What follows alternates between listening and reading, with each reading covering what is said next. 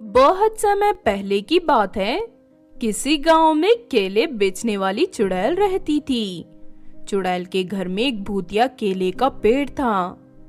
चुड़ैल ने उस केले के पेड़ को लोगों के खून से सींचकर बड़ा किया था। चुड़ैल हर रोज अपना रूप बदलकर केले बेचने आसपास के गांव में पहुंच जाया करती थी। जब भी कोई चुड़ैल से केले लेकर खाती तो ठीक 2 दिन बाद वो इंसान पहाड़ की चोटी पर जाकर नीचे खाई में कूदकर आत्महत्या कर लेता था। फिर रात होते ही चुड़ैल खाई से उन लोगों के शरीर को उठाकर अपने घर ले जाती थी। ये सिलसिला कई दिनों से चल रहा था। फिर एक दिन पिंकी अपनी माँ के साथ बाजार से खरीदारी करके घर लौट रही थी कि तभी रास्ते में उसे केले बेचने वाली चुड़ैल दिखाई देती है। पिंकी चुड़ैल से ढेर सारे केले खरीदकर अपने घर ले जाती है, लेकिन चुड़ैल के उन भूतिया केलों में एक बहुत ही विचित्र बात थी। अगर कोई इंसान उन केलों को खरीदने के बाद नहीं खाता तो रात भर ठीक 12 बजे के बाद उन केलों से डरावनी आवाजें आने लगती थी। पिंकी उन केलों को खाना भूल जाती है और रात के 12 बजते ही पिंकी के घर में रखे केलों से अजीब अजीब आवाजें सुनाई देने लगती हैं। बेटी, इतनी रात को ये डरावनी आवाजें कहां से आ रही हैं?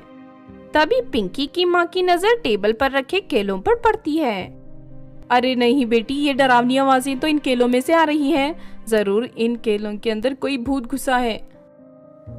माँ, तुम ठीक कहती हो, लेकिन मुझे बहुत डर लग रहा है। चलो इन केलों को उठाकर घर के बाहर फेंक देते हैं। ना कहकर पिंकी उन सभी केलों को उठाकर घर के बाहर फेंक देती है।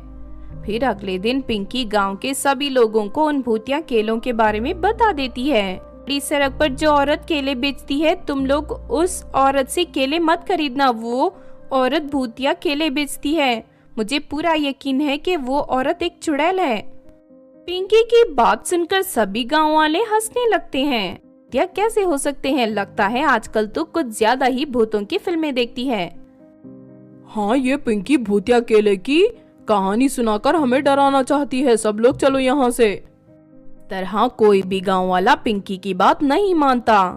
फिर एक दिन एक ही परिवार के 10 लोग चुड़ैल से केले खरीदकर खा लेते हैं। केले खाने के ठीक 2 दिन बाद वो लोग अपना मानसिक संतुलन खो बैठते हैं और पहाड़ से कूदने के लिए घर से निकल पड़ते हैं।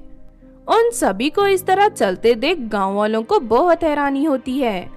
अरे ये पिंटू और उसके घर वाले इतनी रात को कहाँ जा रहे हैं? इनके पास तो कोई सामान भी नहीं है, जरूर कुछ गड़बड़ है। अभी वहाँ पिंकी आ जाती है। लगता है इन लोगों ने भूतिया केले खा लिए हैं। चलो मेरे साथ, मैं तुम सबको सबूत दिखाती हूँ। पिंकी गांव के लोगों को उसी वक्त पिंटू के घर ले जाती है, जहाँ ढेर सारे केले के छिलके पड़े हुए थे। उन छिलकों को देख सभी गांव वाले पिंकी की बात पर यकीन कर लेते हैं और उसके बाद पिंकी के साथ सभी गांव वाले पिंटू और उसके परिवार को बचाने के लिए उन्हें रोकने की कोशिश करते हैं, लेकिन वो लोग किसी की नहीं सुनते और पहाड़ी की ओर जाने लगते हैं। देखते ही देखते वो सब पहाड़ी पर पहुंच जाते हैं। उन लोगों के पहाड़ी पर पहुंचते ही गांव वाले समझ जाते हैं कि आज तक जितने लोग पहाड़ी से कूदकर मरे हैं, उन सब ने मरने से पहले भूतिया केले खाए थे। तभी पिंकी बड़ी रस्सी से पिंटू और उसके परिवार वालों को बांधकर रोक लेती है, लेकिन उसी वक्त वहाँ चुड़ैल पहुँच जाती है। लगता है तुम सबको मेरी असलियत के बारे में पता चल चुका है, लेकिन अच्छा हुआ तुम सभी गांव वाले एक साथ ही पहाड़ी पर आ गए।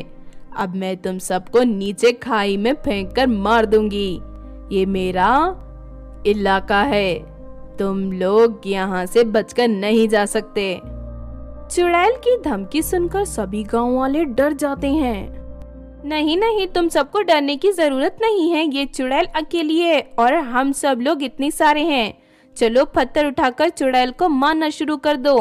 ये हमारा सामना नहीं कर पाएगी। गांव वालों को पिंकी की बात पसंद आती है और वो सभी पत्थर उठाकर चुड़ैल को मारने लगते हैं। ये देख चुड़ैल घबरा जाती है। अरे नहीं नहीं नहीं, मुझे मत मारो। जाते हैं।